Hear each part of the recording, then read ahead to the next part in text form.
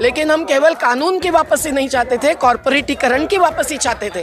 कानून वापस लेने के बाद भी, जबकि पिछले दरवाजे से बिल गेट्स फाउंडेशन की माइक्रोसॉफ्ट कंपनी को भूमि अभिलेख लैंड रिकॉर्ड्स की जिम्मेदारी दी है, ये बिल्कुल गलत है। मोदी जी फंसाना चाहते हैं पर वो खुद फंस रहे हैं कॉरपोरेट्स में, अडानी जैसे कि पोलखोल होने के बाद।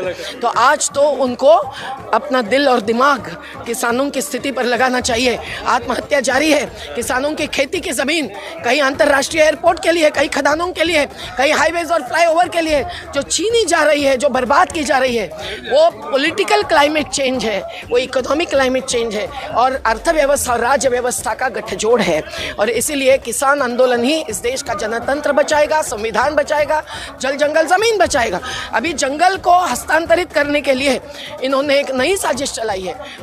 1980 का जो जंगल सुरक्षा कानून, वन सुरक्षा कानून, उसके नियम 2003 से बनते आए, अब बदलकर 2022 में मोदी सरकार ने जो पिछले अगस्त में संसद के सामने पेश किए हैं, वो अगर पारित होंगे तो आदिवासियों की ग्राम सभा को न पूछते हुए जंगल अडानी को, अंबानी को, बाबा रामदेव को, किसी को भी दिया जाएगा।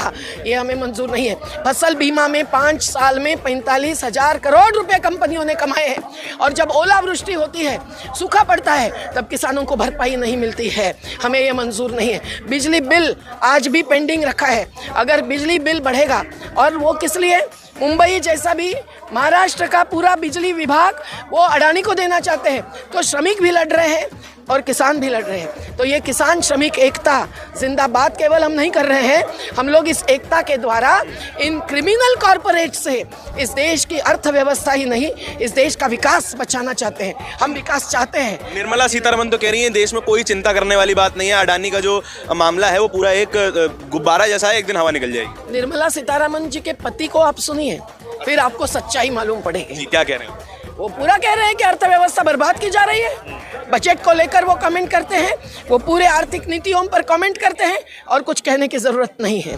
अडानी तो कह रहे हैं कि मेरे ऊपर इल्जाम नहीं है, देश के ऊपर इल्जाम है, देश के ऊपर हमला है। भाई ये दोनों दोस्ती के कारण एक ही बात कह रहे हैं, पर जो हिडनबर्ग की रिपोर्ट है, वो हिडन बग, छुपा हुआ खटमल बाहर ला चुका है।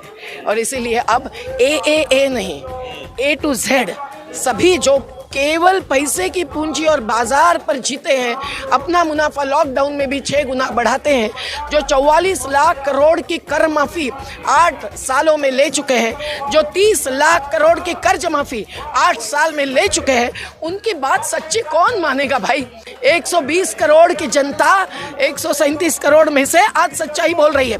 80 करोड़ की जनता 5 किलो अनाज पर नहीं जी पा रही है। हमारी महिलाओं को इस मंच पर स्थान देंगे ना पूरे पर्याप्त, तो वो अपनी दर्द भरी आवाज़ उठाएगी जो आज लड़ रही है। राजस्थान से आए हैं हमारे किसान जो अपनी खेती बचाने के लिए अल्ट्राटेक की कुमार मंगलम बिरला की कानून के खिलाफ खदान और विध्वंस करने वाले के सामने लड़ाई लड़ रही है।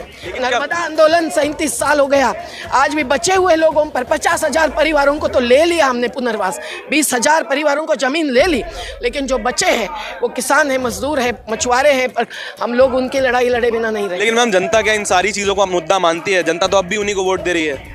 वोट किसको दे रही है वो मशीन, मनी और माफिया तय कर रहे हैं। वोट किसको फिर भी जा रहे हैं, ये आप परसेंटेज देखेंगे तो पता चलेगा, केवल सीट्स मत देखिए। और इलेक्ट्रल बॉन्ड्स जो RTI के तहत नहीं शामिल कर रहे, क्यों? क्योंकि वो इलेक्ट्रल बॉन्ड्स उन्हीं से आ रहे हैं जिनके पक्ष में 2 चुनावों के बीच में निर्णय होते हैं।